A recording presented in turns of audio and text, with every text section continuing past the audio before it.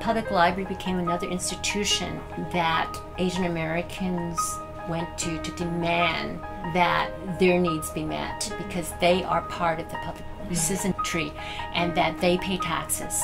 Just because they don't read in English, they should not be denied service because you could certainly provide materials in other languages for them. This library doesn't exist anywhere in the United States. It's the first library catering to the library needs of an Asian population.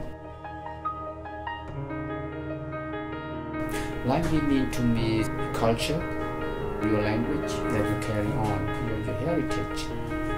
It was almost like family because we all have to help each other out. We have all the language staffs out here. Even when they're busy, they really chat it up with the patrons. It's a very kind of special, tight-knit community.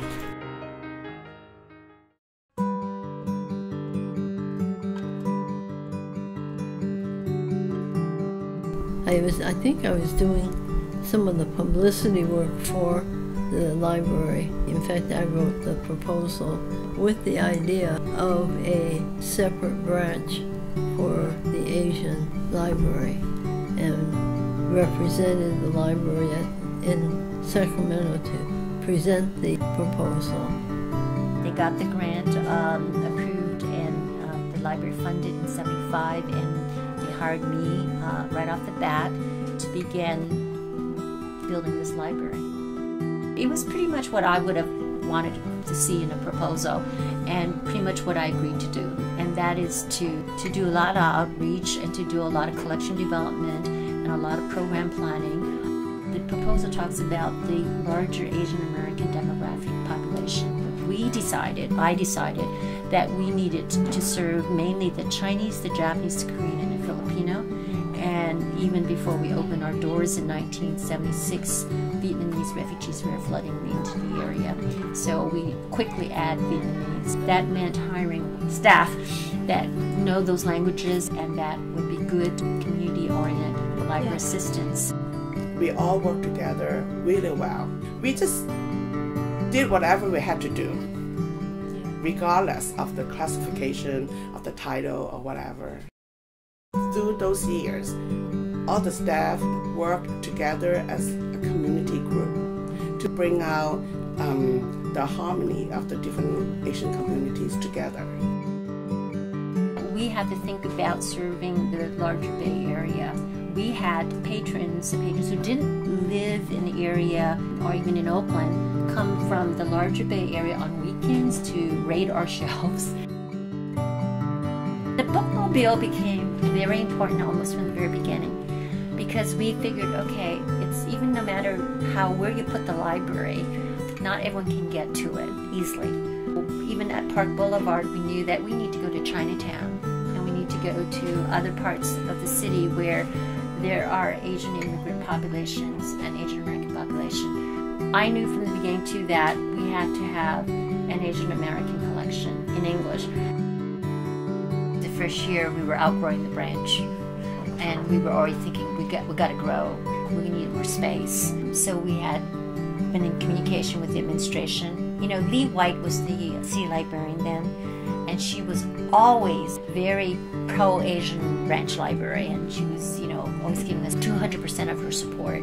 So while we were waiting to find a bigger place in Chinatown, which was our goal, they decided to move us into the ground floor of the main library.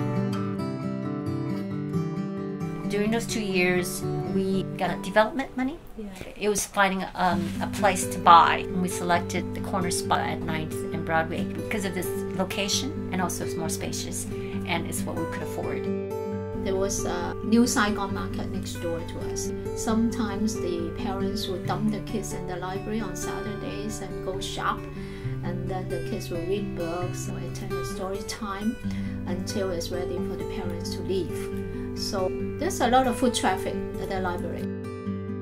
It's next to a supermarket, and sometimes it leaks. It smells like fish. I remember when my parents used to take me to the library.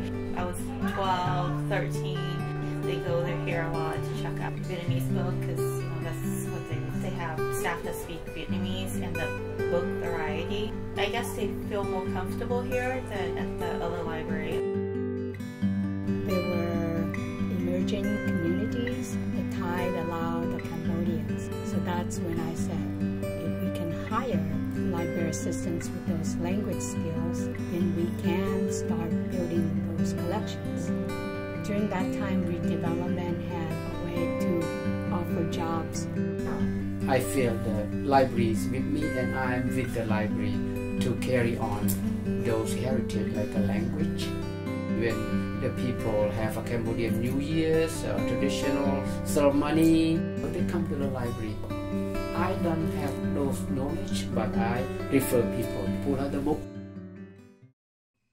They were already talking about the Pacific Renaissance even before I left, and that was in '81. And the library was already considering taking the bottom floor. In '89, we knew that redevelopment started, and we knew we wanted childcare, we wanted affordable housing, we wanted the culture center, we wanted the library. The developer gave us a deal. We will build the Asian library on the ground floor, the Asian culture on the second floor. And we were ecstatic. We were like, our own bathroom, look at the children's section, it's so big. I love this new library. The computer lab came in 2004, so we started teaching as simple as using a mouse, using the keyboard, browsing the internet, getting your own email. 70, 80 years old. They open up their email and then they show it to me. 哎呀，張老師過嚟睇下我個仔啊 ，send 張相俾我睇啊，我個孫仔啊喺廣州啊。You know, I was able to help them to make a connection with their family back home. But I would count it as like my second home because even though I'm at school more, I actually treasure this place a lot. Because it's just, I have so much memories in this place. I've practically grown up here. Yeah. And just like the comfort level that teens have in here is not necessarily the comfort level that I've seen teenagers having in other libraries. You know, like it is kind of like a home. They come here and they don't necessarily engage with the library like a library. They engage with it like it's an extension of where they belong. Friday after school is like a lot of people because everybody goes to the library to like do their homework and play computer and everything. I mean, there are tables, but then half the time I'm here, they're mostly like crowded around. Sure, I have like a couple options. I could work on the bookshelves, so I can just like stand up and do my homework, or I can go onto the stage, or I can bring like a chair there and just work on the chair. The first year I was there, I look at it and say, I'm not going to stay here too long. There's no space to do anything. So we figure out if we do the program upstairs, we do teen advisory group at Starbucks. But it's just difficult because Asian branch serves too many people. We're still getting a lot more Chinese patrons. I guess when they come to the United States, those are new immigrants, the first stop is always the library. The next day, they get off from the plane. The relative will bring them here, apply for library cards. I think I have developed a very positive cultural identity by knowing that I am a Chinese American person, and I do not need to feel embarrassed or shameful about reading and writing and speaking Chinese. It's important that any public agency reflect the communities that will use the services and facilities. And the Asian Branch Library in particular, it's one of the most utilized, it's one of the busiest. It needs to be expanded. It's a gem that hasn't gotten its full support in terms of funding and recognition. ห้องสมุดนี้เหมือนบ้านของเรา図書館はみんなの図書館です圖書館好開心去迎嚟những cơ hội圖書館係我嘅好朋友thư viện Á Châu này rất là bận rộn這個圖書館很吵鬧佢個圖書館係依家嗌交 The library is a place where we meet friends.